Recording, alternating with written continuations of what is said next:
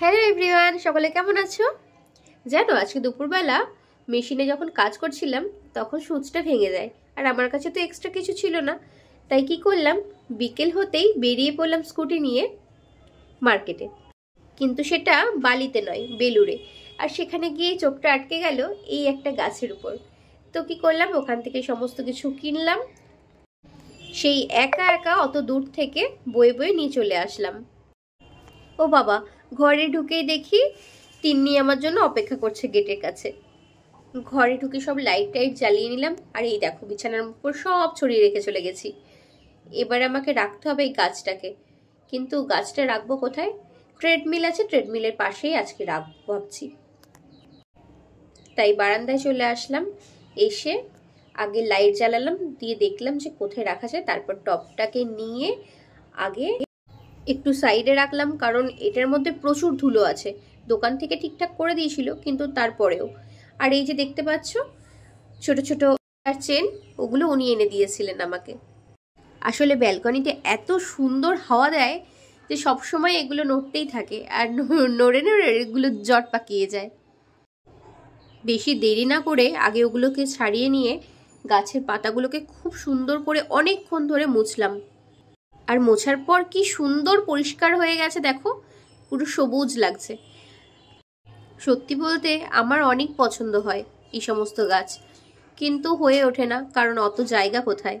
ও হ্যাঁ, চলো আজকে কি কি নিলাম দেখো। এই যে ট্রেটা নিয়েছি, এইটার দাম নাকি আবার 25 টাকা, ভাবো। আর গাছে দেওয়ার জন্য একটু নিমখোলও নিলাম। আর এই সাপ বলে বললো যে ইউটিউব থেকে দেখে নিতে কি এটার কার্যকারী আর কিভাবে ইউজ করতে হবে। আর মেশিনের জন্য কিছু জিনিস নিয়ে আসলাম, এই যে সুচ, আর নিয়েছি কিছু সুতো।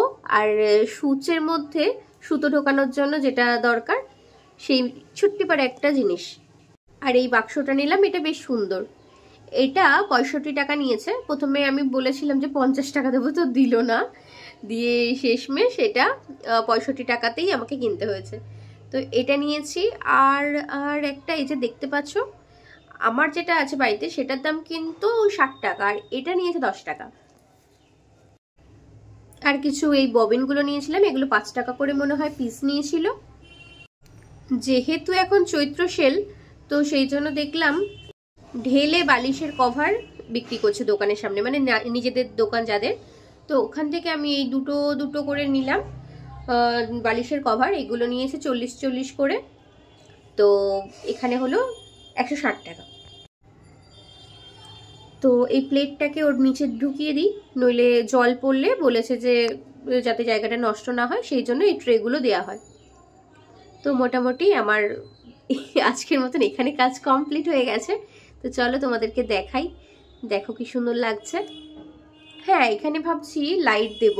আর দেওয়ালে যেটুকু বাকি রয়েছে সেখানটায় ভাবছি পেন্ট করব, দেখি কবে হয়। আর এই যে আয়নাটা দেখছো, আয়নাটা কিন্তু ব্ল্যাক ছিল, আমি পুরোটা ফেব্রিক দিয়েছি, কালো কালো থেকে সাদা করে দিয়েছি। এবার এর উপরে অনেক কিছু হবে, সেগুলো আমি তোমাদের সাথে শেয়ার করব পরে। আর এই দেখো, এটা হলো ভিউ। আর এই যে আমার স্ট্যান্ডটা, এটার মধ্যে আমি জামা প্যান্ট মেলি, তো এটা এখানেই রাখি বেশিরভাগ সময়, কারণ এত সুন্দর হাওয়া দেয়, আমার জামা কাপড় খুব তাড়াতাড়ি শুকিয়ে যায়। আর সত্যি বলতে যবে থেকে এটা রং করেছি এই মানে বারান্দাটা, মানে ব্যালকনিটা, তো তবে থেকে আমার এই জায়গাটায় বসতে এত ভালো লাগে। আর কার্পেট বিছিয়েছি, মানে একটা শান্তি, ভীষণ সুন্দর লাগে এখানটায় বসলে। পরে একটা মাইন্ডে ফ্রেশনেস ব্যাপার চলে আসে। আমি যেখানে শুটে গিয়েছিলাম সেখান থেকে ওই 3টে গাছ আমাকে দেওয়া হয়েছিল, তো আমি নিয়ে এসে বাড়িতে লাগিয়েছিলাম।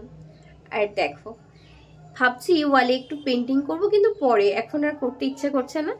তো এই ছিল আজকের এই জায়গাটার ভিউ। আর তারপরে বসে গেলাম সুতো নিয়ে, মেশিনে সুচটা লাগিয়ে নিলাম, একটু দেখে নিলাম যে কেমন চলছে।